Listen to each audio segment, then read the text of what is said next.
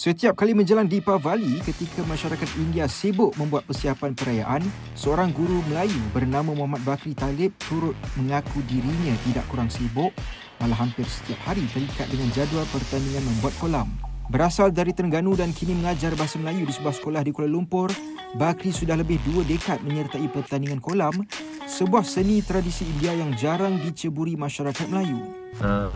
Dia sebenarnya untuk buat kolam ni, dia kan macam, kalau kita tengok mata kasar macam tak adalah susah. Bahannya pun tak adalah sangat mahal.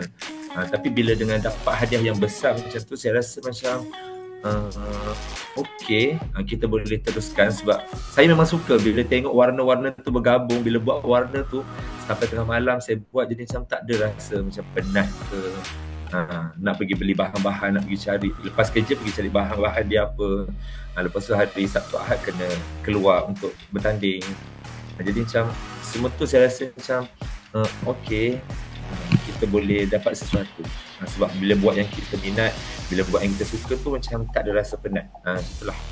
Katanya meskipun sering kali menjadi satu-satunya peserta berbangsa Melayu, beliau tidak menganggap perkara itu sebagai janggal, sehingga peniaga barangan hiasan Deepavali juga sudah mengenalinya dan menawarkan potongan harga setiap kali beliau membeli barang persiapan untuk membuat kolam. Tapi dia orang tahu sebenarnya, untuk kolam ya. Okay, jadi macam lepas tu saya cubalah minta diskaun ke, harga murah ke, bila beli banyak kan, macam itulah. Tapi okey saja, tak ada masalah.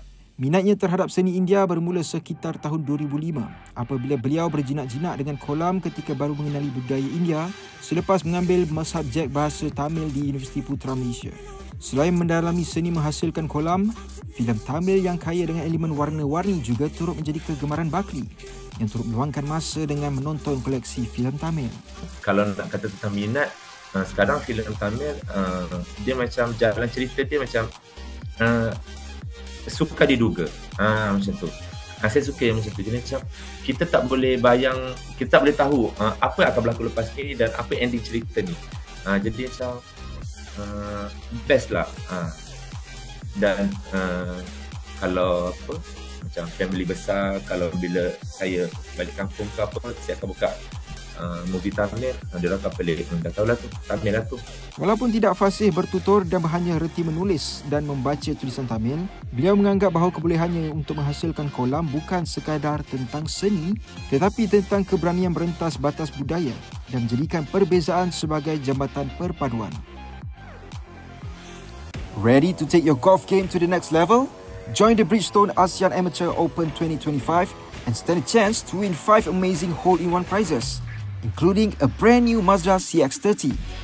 Don't miss out. Register now at bridgestoneasianamateur.com. Dreaming of a getaway?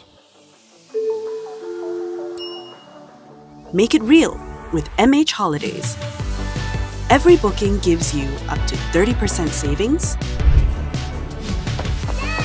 extra baggage allowance,